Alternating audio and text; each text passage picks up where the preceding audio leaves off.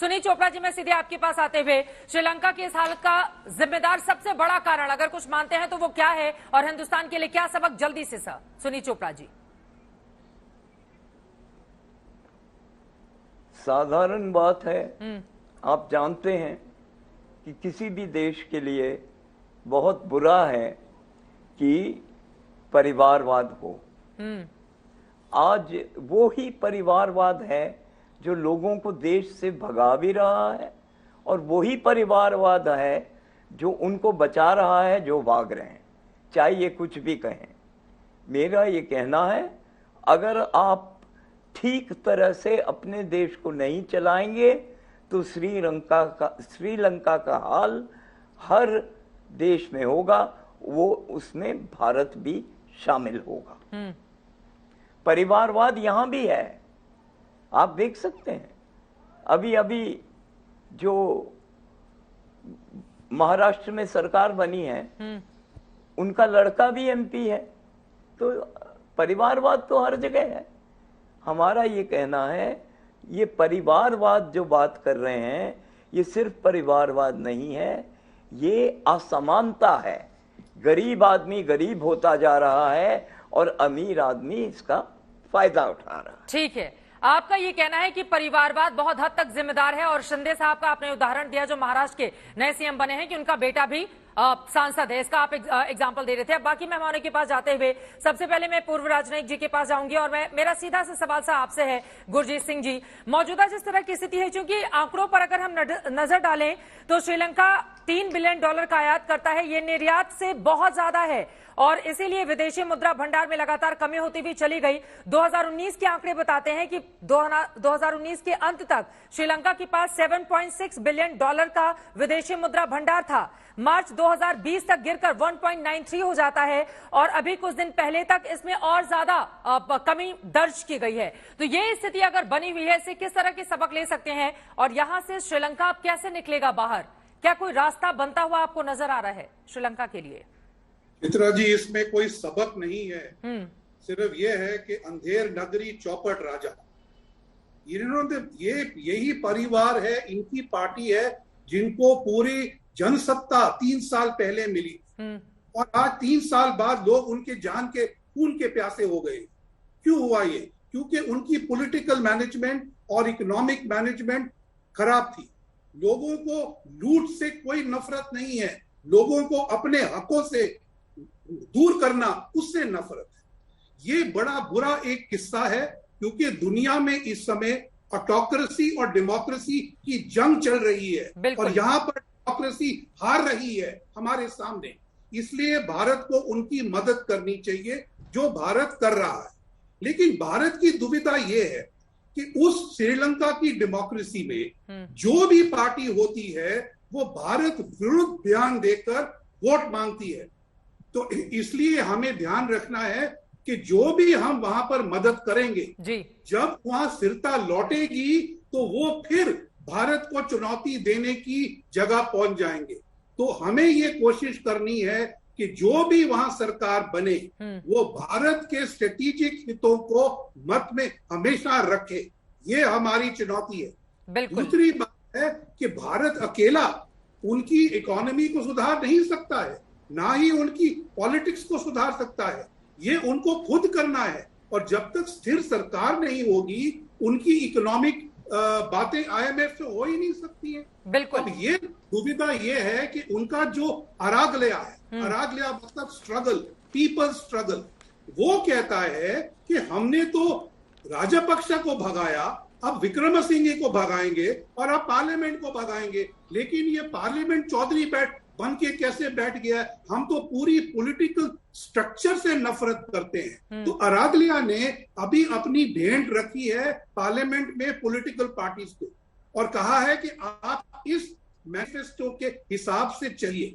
अगर आप अरागलिया का मैनिफेस्टो पढ़े तो सारी पॉलिटिकल पार्टीज बेकार हो जाएंगी और वो सब पॉलिटिकल पार्टीज इस समय देश नहीं अपने अगली इलेक्शन के बारे में सोच रही हैं। ये हमारे लिए बहुत ही बड़ी दुविधा है। बिल्कुल, बहुत महत्वपूर्ण बात आपने कही है कि अंधेर नगरी चौपट राजा और फिर आपने तमाम कारण भी गिनाए हैं कि अगर इस स्थिति में यह हश्र हो रहा है श्रीलंका का तो कौन कौन से बड़े कारण जिम्मेदार हैं। अब मैं सीधे प्रोफेसर जगदीश शेट्टीकर आपके पास आते हुए, आप देश के जाने माने अर्थशास्त्री हैं, चूंकि IMF का ये कहना है, खासतौर से जो उसके 190 सदस्य हैं श्रीलंका के मद्देनजर, कि किसी भी ऋण के लिए ब्याज दरों और करों को आपको बढ़ाना होगा और श्रीलंका की मौजूदा जिस तरह की स्थिति देखने को मिल रही है उसमें ये कर पाना असंभव है।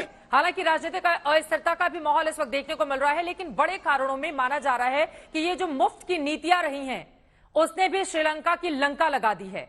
ये कारण कितने बड़े जिम्मेदार वाकई में से एक है, अगर इस पर आप रोशनी डाल पाएं तो।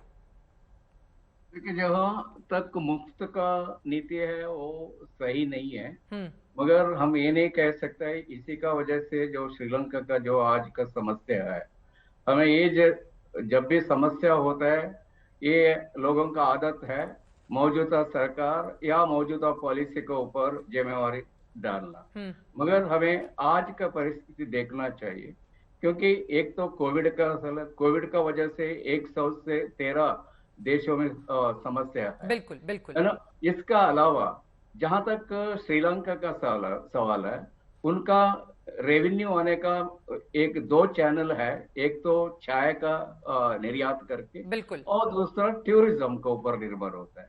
और उसमें भी चाय का निर्यात ज्यादातर से होता है रशिया और यूक्रेन को, और उनका जो आने वाला टूरिस्ट है वो भी आते हैं 70% तक उनका टूरिस्ट है रशिया और यूक्रेन में।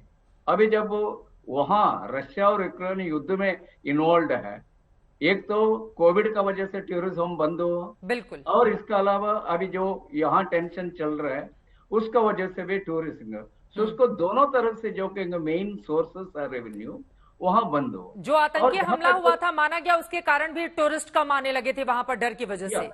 हाँ, वो एक जरूर वो एक कारण है। जब वो इमेज बढ़ता है देश का, जब समस्या होता है तो एडवाइजरी में बताते हैं, मगर मेन कारण ये अभी जो टेंशन चल रहा है और उसका पहले जो कोविड का वजह से।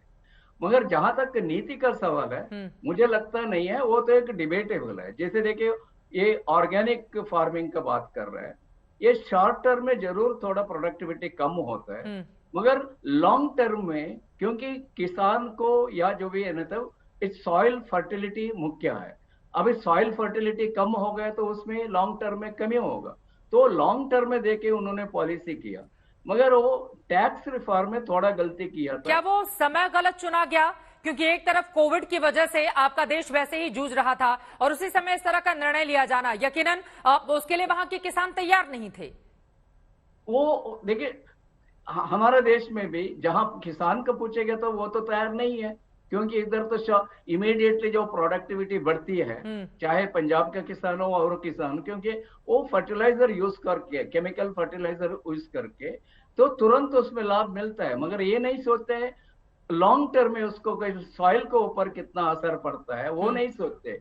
अगर जो साइंटिस्ट को पूछा जाएगा तो एग्रीकल्चर, वो बोलते हैं ऑर्गेनिक फार्म लॉन्ग टर्म में फायदा है, सॉइल फर्टिलिटी को बचा सकते हैं। ठीक है, मगर उसको समझाना मुश्किल है। बिल्कुल। और जहां तक देखिए विदेशी मुद्रा का सवाल है, तो उनके पास जो हमें याद करना है, 91 में भारत का साथ कितना था? भारत का साथ 91 में सिर्फ $1.1 बिलियन था। और उस समय तो हमने हमारा गहने, वो गोल्ड को हमने प्लेज करना पड़ा जापान और यूके के। ऐसी स्थिति में देखेंगे तो श्रीलंका में बेहतर है, मगर समस्या ये है, एक तो कोविड से वजह से, और दूसरा ये जो उनका मेन सोर्स ऑफ रेवेन्यू है वो वहां बंद हुआ, तो इसी का वजह से।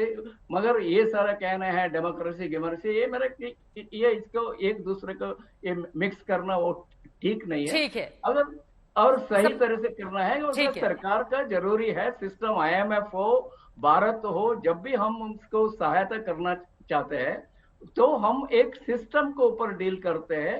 कोई इस तरह का अनैर्की है तो हम किसी IMF भी मदद में नहीं आएगा, बिल्कुल बिल्कुल, दूसरे देशों को भी मदद में। ये बहुत बड़ी बात आपकी ओर से कही गई है। आपने कहा, इस बात पर जोर डाला कि दरअसल कोविड में जिस तरह के हालात बने, इसके कारण पर्यटन, चूंकि ज्यादातर हिस्सा श्रीलंका का उसी के ऊपर आधारित था और उससे खासा नुकसान उसको पहुंचा और धीरे धीरे करके उसकी अर्थव्यवस्था दम तोड़ती हुई चली गई।